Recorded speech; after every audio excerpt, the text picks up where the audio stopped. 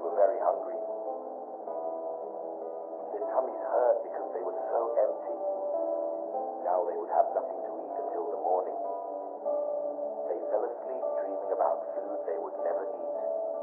Shake lollipop, shake strawberry pop.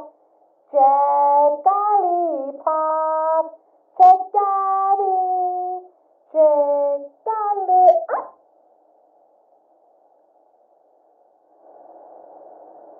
Ooh, ooh.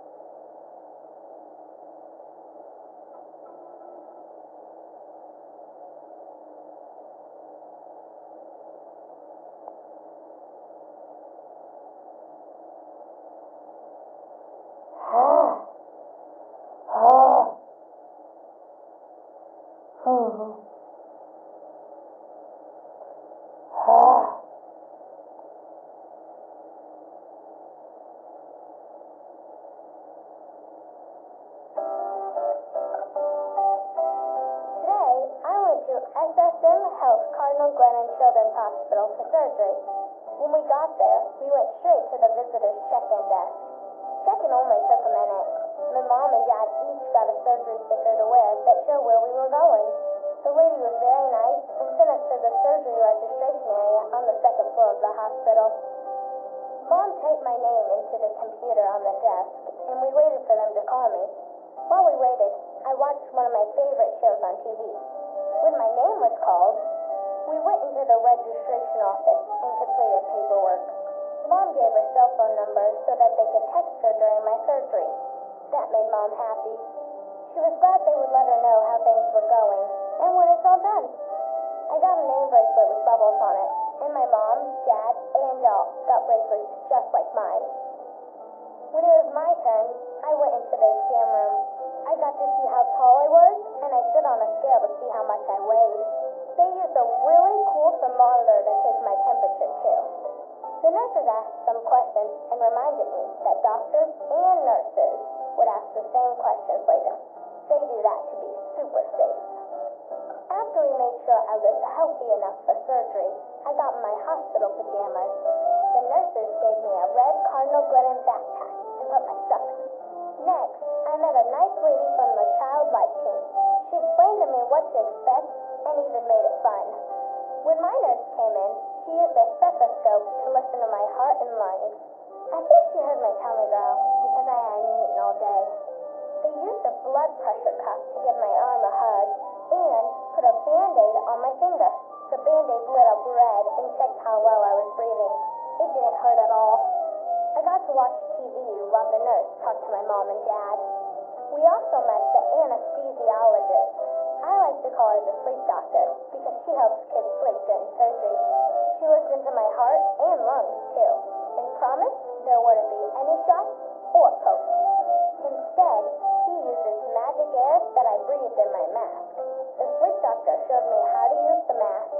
She said the magic air flows into a balloon bag as I blow up the balloon. I'll feel light and relaxed as I fall asleep. She let me pick what I wanted my magic air to smell like. I chose bubble gum. I met with one more doctor in the pre-operation room. This one was one of the doctors who would help with my surgery. He talked to me and my parents and then drew on me with a blue marker. The doctor said when I go into my surgery room, everyone will be wearing purple pajamas, silly hats, and masks, so my room stays really clean. When the doctors were ready for me, Mom and Dad gave me hugs and kisses. Mom said that they would see me when I wake up. The surgery team came to pick me up, and I went for a ride on my bed. I never saw a bed with wheels before. My doll liked the ride too. On my ride, I looked up and saw pictures on the ceiling. My favorite was Lucy, the flying dog. But I also saw hot air balloons, cats, and fish. When I got to my special surgery room, they had a movie playing for me. There was a new bed for me in this room, and the nurses helped me on. I was a little cold, so they gave me a warm blanket. It felt really good and warmed me up. When I got on my new bed, the nurses placed a seatbelt on me, just like I wear in the car. The sleep doctor put 3 puppy dog stickers on my chest. These stickers tell the doctors how my heart is beating. They were a little cold and kind of tickled, but didn't hurt.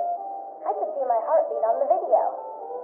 They hugged my arm with the blood pressure cuff and put a glow light around my thumb. Then I was ready for my magic air mask. The sleep doctor held the mask on my face and reminded me to take deep breaths, like I was blowing bubbles.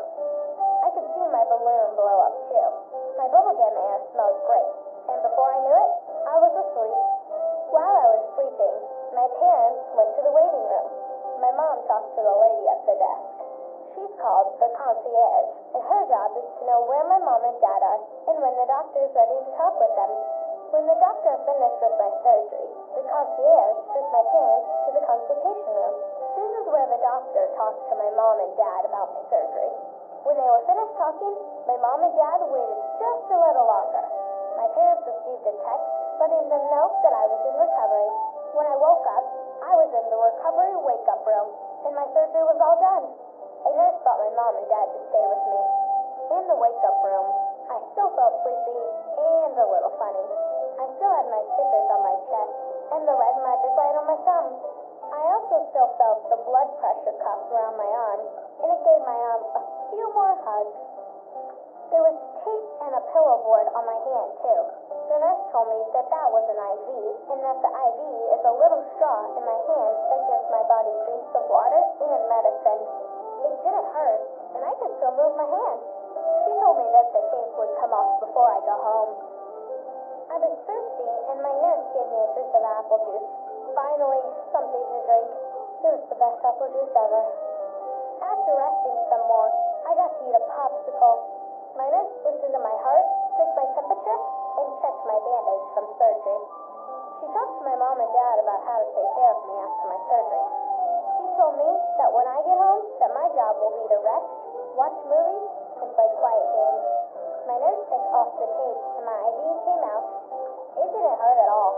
It was time to go, so we gathered my things, and I got to go for a ride in a wheelchair. On our way out, we stopped by the pharmacy at the hospital and picked up my medicine so I could feel better.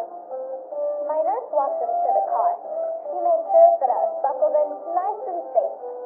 She waved goodbye as we drove away.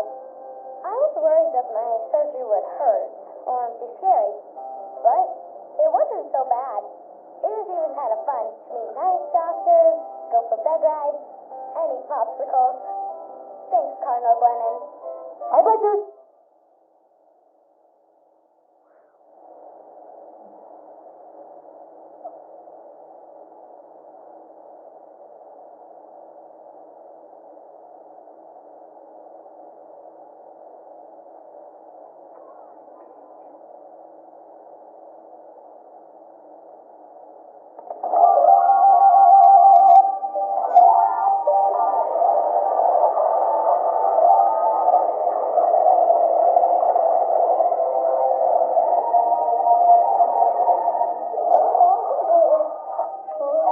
Sorry.